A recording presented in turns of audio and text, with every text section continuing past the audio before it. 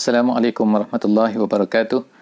Alhamdulillah wassalatu wassalamu ala Rasulillah wa ala alihi wa sahbihi ajma'in. Selamat datang ke sesi kita pada kali ini, iaitu kita akan insya-Allah melihat sinopsis kepada juzuk yang ke-6 pada malam ini. Pada malam ini insya-Allah saya ucapkan selamat telah menunaikan puasa selama 5 ataupun 6 hari kita, dan kita sekarang memasuk kepada juzuk yang ke-6 yang akan kita baca, yang telah kita baca ataupun yang sedang kita baca, dan kita akan cuba lihat insya-Allah apakah yang diceritakan oleh Allah Subhanahu Wa Taala dalam juzuk yang ke-6 ini.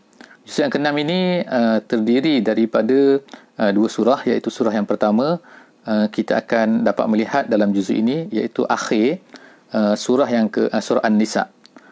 Dan yang keduanya kita akan melihat selepas daripada itu surah Al-Ma'idah, daripada awal sebahagian daripada surah Al-Ma'idah. InsyaAllah kita akan cuba lihat beberapa perkara penting yang disebutkan oleh Allah Subhanahu Wa Taala di dalam juzuk ini. Perkara pertama yang disebutkan oleh Allah Subhanahu Wa Taala ialah Allah Subhanahu Wa Taala menceritakan tentang kisah ahli kitab, iaitu beberapa perkara mengenai ahli kitab, dan beberapa perkara yang Allah Subhanahu Wa Taala sebutkan kata-kata mereka terhadap Nabi Musa alaihissalam. Ada yang benar, ada yang tak benar dan sebagainya kan. Jadi dan begitu juga selepas daripada itu Allah Subhanahu Wa Taala menceritakan dalam surah An-Nisa ini, di penghujung surah An-Nisa ini, tentang sikap-sikap mereka terhadap Nabi Isa alaihissalam dan juga Maryam, Siti Maryam. Jadi daripada sini kita lihatlah beberapa kejahatan ataupun perkara-perkara yang tidak betul yang dikatakan oleh golongan-golongan ahli kitab ni, sama ada Kristian ataupun Yahudi. Seterusnya perkara kedua yang disebutkan oleh Allah Subhanahu Wa Taala di dalam surah An-Nisa ni, iaitu tentang bahayanya kita ini ghulu, nama dia. Ghulu ni maknanya kita ni melampau, kita melampau, sikap yang melampau dalam agama. Dua perkara yang disebutkan oleh Allah Subhanahu Wa Taala di dalam surah An-Nisa, penghujung surah An-Nisa, dalam juzuk yang ke-6. Sekarang insya-Allah selepas daripada itu Allah Subhanahu Wa Taala membawa kita ke surah yang lain, iaitu surah Al-Ma'idah dalam juzuk ini. Jadi dalam surah Al-Ma'idah ini, kalau dikirakanlah surah Ma'idah ini adalah merupakan surah yang terakhir dari sudut penurunannya kepada Nabi sallallahu alaihi wasallam. Walaupun kita lihat surah Al-Baqarah ini dia adalah panjang, dia adalah turun daripada awal Madinah Al-Munawwarah semasa Nabi sallallahu alaihi wasallam tiba di Madinah, dan kemudian selepas daripada itu dia berpanjangan sehingga sampai kepada penghujung ataupun akhir-akhir ketika Nabi sallallahu alaihi wasallam berada di Madinah. Tetapi dari sudut surahnya, surah Al-Ma'idah ini adalah di antara surah yang terakhir yang turun kepada Nabi sallallahu alaihi wasallam. Itu adalah perkara pertama. Dan perkara yang kedua yang Allah Subhanahu Wa Taala sentuh dalam surah Al-Ma'idah ini, iaitu tentang pentingnya kita melaksanakan al-uqud. Al-uqud ni maknanya ialah perjanjian ataupun kontrak, ataupun apa-apalah yang dibuat di antara kita, perjanjian di antara kita dan juga orang lain. Sama ada orang lain itu adalah orang-orang yang saudara mara kita, saudara terdekat kita, ataupun saudara jauh kita, ataupun bahkan jika sekiranya kita melakukan perjanjian tersebut ataupun uqud tersebut dengan orang-orang yang tidak Islam, maka kita perlu menjaga uqud-uqud dan juga perjanjian itu. Uqud ni maknanya ialah uqud akad dalam bahasa Melayunya. Maka Allah Subhanahu Wa Taala menganggap itu ada satu perkara yang besar dalam Islam yang perlu dijaga. Sebab itulah yang pertama sekali, dalam ayat-ayat yang pertama sekali Allah Subhanahu Wa Taala sebut dalam surah Al-Ma'idah ni, iaitu aufu bil uqud. Hendaklah kamu semua melaksanakan, menunaikan akad-akad ataupun janji-janji. Kemudian selepas daripada itu, kalau kita lihat dalam surah Al-Ma'idah ini, Allah Subhanahu Wa Taala telah sebutkan ada 18 hukum 18 hukum yang disebutkan oleh Allah Subhanahu Wa Taala dalam surah Al-Ma'idah ini, yang mana apabila dilihat bahawa semua hukum-hukum yang disebutkan sini adalah hukum-hukum yang tidak dimansuhkan.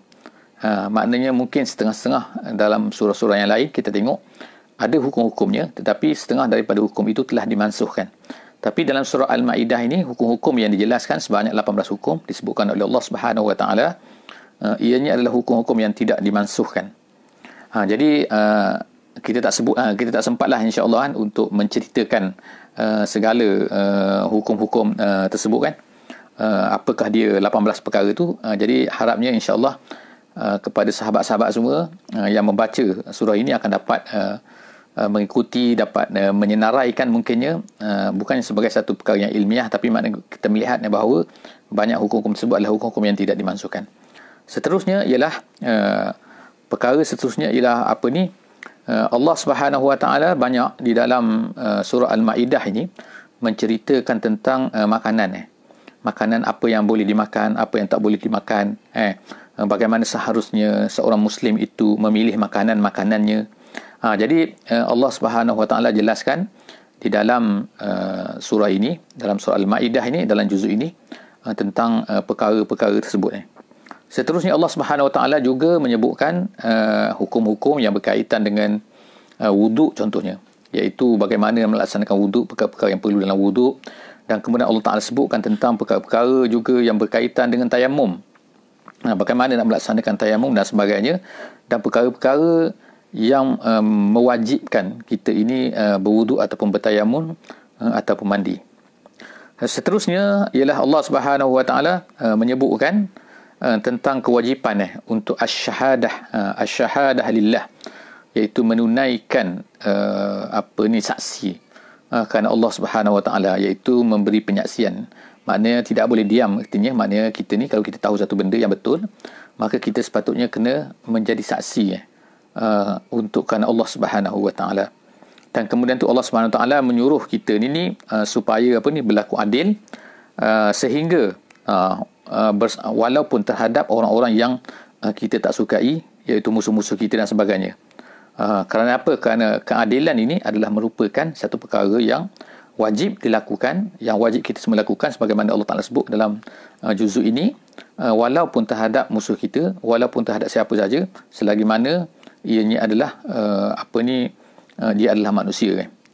Seterusnya Allah Subhanahu Wa Taala sebutkan juga ialah menyebutkan tentang bagaimana bentuk-bentuk orang-orang ahli kitab ni. Orang ahli kitab ni maknanya orang Yahudi dan juga Kristian.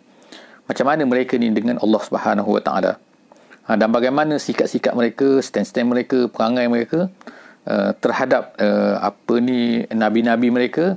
Dan Allah Subhanahu Wa Taala sebutkan macam mana cara mereka ni, ada yang mereka bunuh dan sebagainya kan. Itu adalah merupakan satu perkara yang tidak patutlah yang dilakukan oleh orang-orang Kristian ataupun orang-orang Yahudi. Kemudian Allah Subhanahu Wa Taala sebutkan juga di dalam juzuk ini perkara yang berkaitan dengan Nabi Musa alaihissalam telah mengajak Bani Israel ini untuk masuk ke Baitul Maqdis, iaitu untuk pergi membawa Islam ke Baitul Maqdis, tapi mereka ini takut. Jadi Allah SWT sebutkan perkara ini dalam juzuk ini, dan kemudian seterusnya Allah SWT menceritakan tentang keistimewaan ataupun kemuliaan orang-orang yang berdakwah ataupun orang yang mempertahankan kebenaran. Dan seterusnya Allah Subhanahu Wa Taala menyebutkan tentang kepentingan untuk kita bertawakal kepada Allah Subhanahu Wa Taala. Dan seterusnya Allah Subhanahu Wa Taala menceritakan juga selepas daripada itu ialah perkara yang lain, iaitu bahayanya ataupun teruknya, dahsyatnya kalau sekiranya kita ni membunuh orang lain tanpa jalan yang sebenar, dan kemudian tidak boleh melakukan kejahatan, kerosakan di atas muka bumi ini, dan bagaimana pentingnya kita ni menghidupkan, iaitu maknanya jangan merosakkan nyawa orang lain dan sebagainya. Dan kemudian Allah SWT sebutkan beberapa perkara lagi, iaitu yang terakhir dia dalam juzuk ini, iaitu Allah Ta'ala menyebutkan tentang tidak bolehnya kita ni sebagai orang Islam untuk memberi walak, memberi itu melantik pemimpin-pemimpin dari kalangan orang-orang Yahudi dan juga orang-orang Kristian. Dan bahayanya disebutkan juga oleh Allah Subhanahu Wa Taala bahayanya jika sekiranya ada di kalangan ulama-ulama ni Islam yang diam terhadap perkara-perkara yang benar yang menyalahi syariat yang berlaku di dalam masyarakat ataupun di kalangan sesiapa saja. Dalam surah ini, dalam juzuk ini juga Allah Subhanahu Wa Taala telah menyebutkan perkara-perkara lain juga yang kita boleh lihat, iaitu antaranya ialah kisah pembunuhan Qabil terhadap Habil, iaitu anak-anak Adam, walaupun tidak disebutkan namanya di dalam Al-Quran ini, tetapi diceritakan di dalam hadis-hadisnya, iaitu pembunuhan ini dan bagaimana peristiwa pembunuhan ini, bagaimana tergamak membunuh adiknya dan sebagainya. Maka Allah SWT ceritakan kepada kita perkara-perkara tersebut di sini kan. InsyaAllah, jadi itulah lebih kurangnya kandungan ataupun isi kepada juzuk yang ke-6 ini yang sedang kita baca, yang telah kita baca ataupun yang akan kita baca insya-Allah pada malam ni ataupun esok hari insya-Allah. Jadi moga-moga dia akan menjadi panduan lah kepada kita, garis dasar, garis kasar kita kan, untuk kita nampak apakah yang Allah Taala ceritakan kepada kita di dalam juzuk yang ke-6 ini. InsyaAllah berjumpa lagi insyaAllah dalam sesi yang akan datang, juzuk yang ke-7 insyaAllah. Wallahu a'lam bissawab. Aqulu qawli hadza wa astaghfirullahal azim li wa lakum. Wassalamu alaikum warahmatullahi wabarakatuh.